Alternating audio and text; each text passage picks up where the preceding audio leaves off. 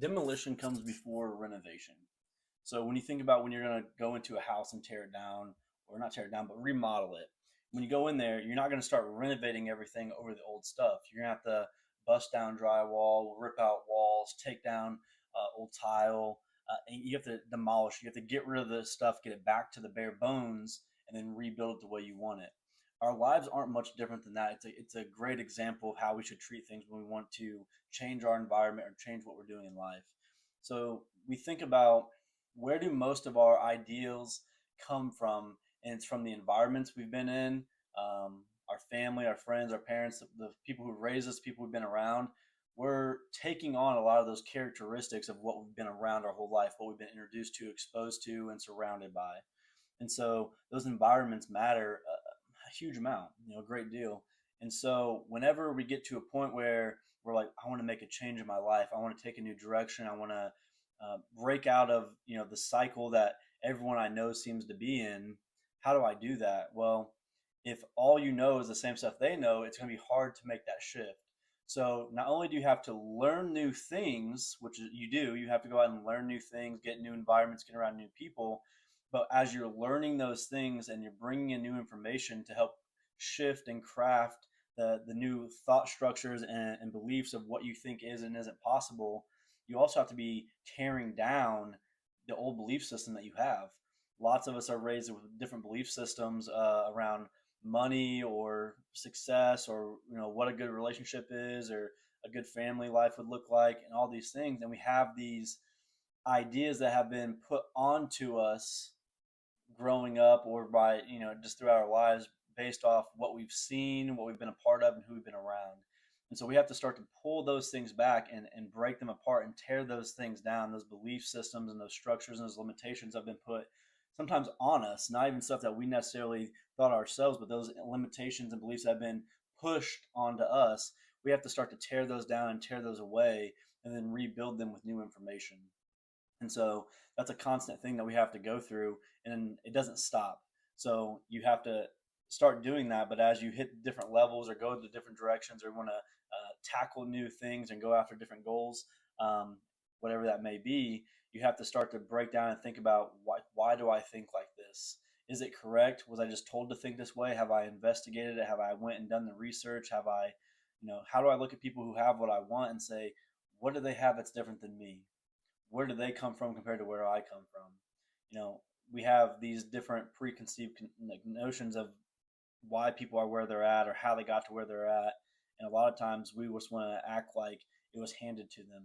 They got it so easy. And is that the case for some? Yeah, a small handful of people, it is easy. They just get it handed to them. But that's not the majority of people in anything, whether that's finances, whether that's in health, what you name it. Most people had to put in the effort to get there. And because of that, we have to break down those limitations. Okay, if they could do it, why can't I? If they could do it, what do I need to do? What steps do I need to take to go out and achieve what I'm trying to achieve? And so I think that's just a big thing to keep in mind is we can get stuck in this spinning wheel, this rat race of, okay, if this is what life looks like, am I always going to be here? And if you think there's no way out, you're going to stay on that wheel. But if you can start to break down some of the beliefs and some of the limitations that you've put on yourself or people have put on you, now you can start to rebuild and relearn the things you need to do to be able to take that next step in the next direction that you want to go. And so, and that can happen, and it starts small. And, even if you have little kids, I would urge you to be careful about what you say and how you say things to young kids, whether they're yours, your grandkids, your nieces, your nephews, friends, kids, whoever it is. The things you say matter so much. And even as you get older, the things people say about you can can impact the way you think about yourself, and the things that you say about yourself on who you are as a person or what your possibilities are as an individual. You know, like people who are, it can be all type of things, but people who are good athletes can be like, oh, like you're a good athlete, so you must not be that smart, or oh, you're good at art and singing, so you must be kind of nerd, whatever it is. People make these stereotypes and throw them on people, but then people cling on to them and make those their identity. And we have to be careful about what do we push on other people, what do we say about other people, because if enough people say it about you, you might start to believe it, and it might start to become part of who you are. And so those things are important, and we have to keep that in mind. And so remember, when you're wanting to change something, you have to demolish it before you can rebuild it. The destruction comes before the renovation. And so we have to start to tear down these things that we have in our life that we're stuck in, and start to push those aside and say, why do I believe these things? Why do I do these things? Why do I have these habits? Why do I think like this? And once you can start to pull that apart and look at other people's perspectives and respect the perspectives, respect their perspectives, respect maybe what their circumstances were that led them to think along those lines, and understand that, but at the same time say, I'm not going to do that. I'm going to start to tear that down, and I'm going to rebuild something else. And so that's a thing that's a constant battle I think people can go through. And I think it's important to do that all the time, to constantly be looking and seeking through, why do I think like this? Why do I feel these ways? Why do I do these certain things?